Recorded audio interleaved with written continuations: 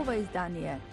Најавените рации за депортација на недокументирани мигранти од САД не се остварија. Шефицата на специјалното јавно обвинителство Катица Јанева поднесе оставка. Премиерот Зоран Заев свика лидерска средба. Ќе ви кажеме повеќе.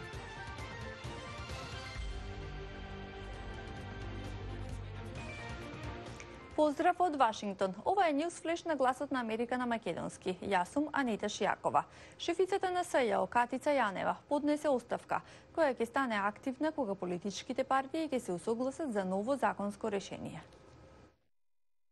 Дозволете јавно да се заблагодарам на целиот тим на СЈО со кој испишавме историја. Треба да бидеме горди затоа што представуваме символ за бескомпромисна борба против највисоките облици на организиран криминал и корупција, стои во соопштението на СЈО. Како што известува нашиот дописник Огнен Чанчаревиќ, Јанева додаде дека со месеци ги следи медиумските прилози за преговорите меѓу работните групи на политичките партии за иднината на СЈО и дека нема да дозволи да биде искористена за нечие алиби. Во текот на денот ќе ги следиме реакциите, а сега вестите од САД. Најавените рации во целата земја, чија цел се околу 2000 лица кои имаат наредби за депортирање, речи се и да не се остварија. Од Управата за имиграција и царина не излегува со информации каде се извршени апсења или колку лица се притворени. Црквите и адвокатите им понудија за солниште и помош на сите кои се сомневаат дека ќе бидат депортирани. Повеќето градоначалници на овие големи градови се демократи и тие им наложија на локалните власти да се спротивстават на соработката со федералните службеници за имиграција. Премиерот Зоран Заев за во петок свика лидерска средба. На дневен ред се точки за пописот, изборниот законник со нов изборен модел и усогласување на законот за јавно обвинителство со иднината на СЈО, известува Владимир Мирчевски. Премиерот за петок закажа лидерска средба. Поканите се претседателите на ВМРО, ДПМН, ДУИ и Алијанса за албанците. Заев предлага 3 точки за кои би се разговарало: за законот за иднината на СЈО, за измените во изборниот законник и за пописот. Премиерот повика на итност и на консензус меѓу клучните политички актери за овие прашања, од кои меѓу другото ќе зависи дали во октомври Европската унија ќе одреди датум за старт на преговори. Како и секогаш досега, кога повикував да се донесуваат големи одлуки, и овој пат повикувам тој чекор да го направиме сите заедно. Ни предстои кус период, она што лидерите го декларираат како сопствен и партиски стратешки приоритет, да го потврдат на дело и реално во интерес на заедничките интереси на сите граѓани на нашата земја. Од таа средба, на која очекувам сите да се фокусираме на создавање услови за тој последен исчекор за старт на преговорите, очекувам да произлезат предлози за акцијски план и работни групи во кои би учествувале избраниците од сите парламентарни групи.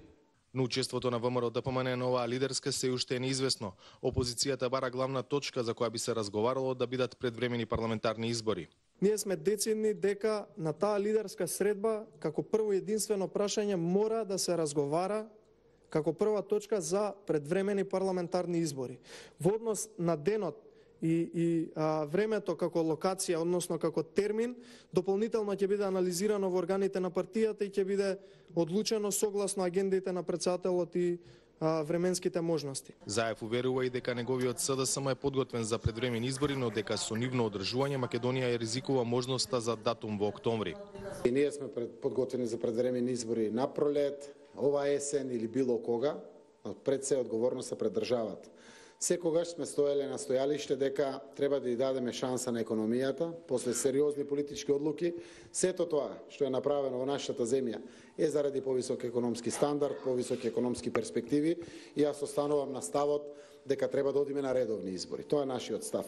Веднаш по пресконференцијата на премиерот Катица Јанева преку писмено соопштение најави дека се повлекува од функцијата специјална јавна обвинителка. Нејзиното име беше еден од проблемите за договор меѓу власта и опозицијата. Сега треба да се види дали овој чекор ќе го олесни диалогот. Повикот на Заев за лидерска средба доаѓа по пораките на меѓународната заедница дека без усвоен закон за иднината на СЈО, за кој е потребно двотретинско мнозинство, земјава не може да очекува зелено светло од Унијата за датум во октомври. За Гласот на Америка, од Скопје, Владимир Мирчевски. А демократската трка за председател на САД се менува. Поранешниот подпредседател Џо Бајден и натаму останува на врвот на анкетите, но се поголем предизвик за него стануваат сенаторките Камала Харис и Елизабет Ворен. Джим Мелоун има повеќе. Либералниот активист и милиардер Том Стеер ја почна неговата официјална председателска кампања најавувајќи преку видео. Ако верувате дека нешто е апсолутно критично, борете се за тоа најдобро што можете. Јас тоа го правам. Влегувам во трка за председател на САД. Стеер долго време се бори за импичмент на председателот Доналд Трамп, прашање што продолжува да ги дели демократските конгресмени. Влезе во председателската трка додека конгресменот од Калифорнија Ерик Стаувел стана првиот демократ кој излезе од неа. Ова е брилјантна демократска трка и е предизвик за сите нас. И јас сега со нетрпение очекувам како граѓанин да ги гледам дебатите. Стаувел беше дел од првата демократска дебата на NBC, каде се соочи со против кандидатот Џо Бајден.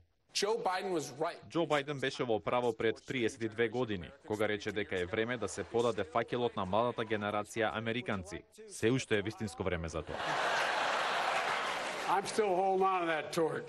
Бајден и натаму води на анкетите и покрај неубедливиот настап на првата дебата. Поранешниот подпредседател сега се справува со остри напади од сенаторката од Калифорнија Камала Харис и сенаторката од Масачусетс Елизабет Ворен, кои се искачија повисоко во анкетите по првата дебата. Излегувањето на Свавел од трката пак е знак дека почна прочистувањето на демократската група председателски кандидати, вели аналитичарот Джим Кеслер. Едно од работите за што се добри дебатите е тоа што покажуваат дека некои кандидати ќе можат само да учествуваат во трката, без поголем успех. Затоа е подобро кога ќе се откажат. Демократите нема да гласаат за председателска номинација дури до февруари следната година.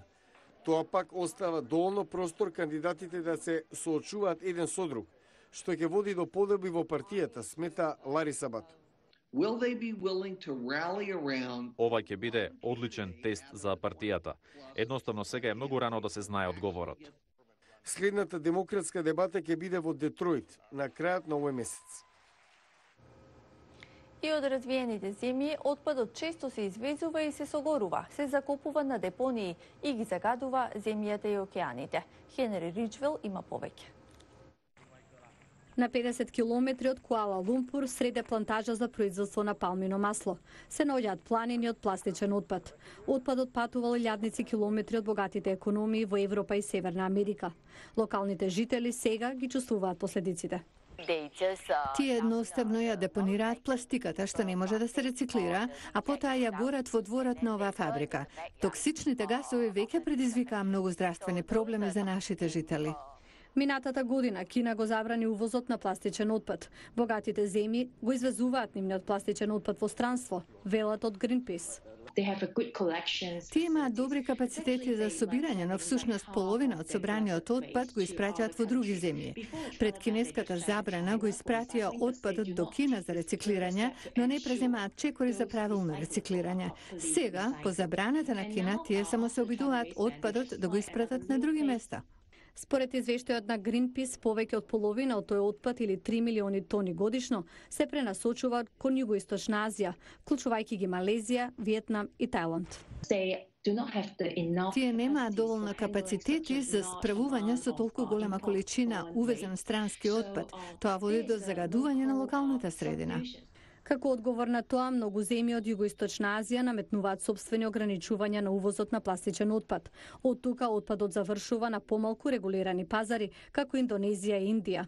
На конференција на Обединетите нации во Женева, неодамна 180 земји дискутираа за предлогот извозниците на пластичен отпад да треба однапред да побараат дозвола од земјите дестинации, систем познат како претходна информирана согласност. Пластиката не уништува. Премногу сме зависни од неа. Ве молиме, управувајте со сопствениот отпад. Не го фрлајте во нашата земја. Според Greenpeace, крајното решение не е подобрување на рециклирањето, туку драстично намалување на производството и потрошувачката на пластични производи низ целиот свет. Го гледавте Ньюсфлеш на Гласот на Америка. Довидување до утре.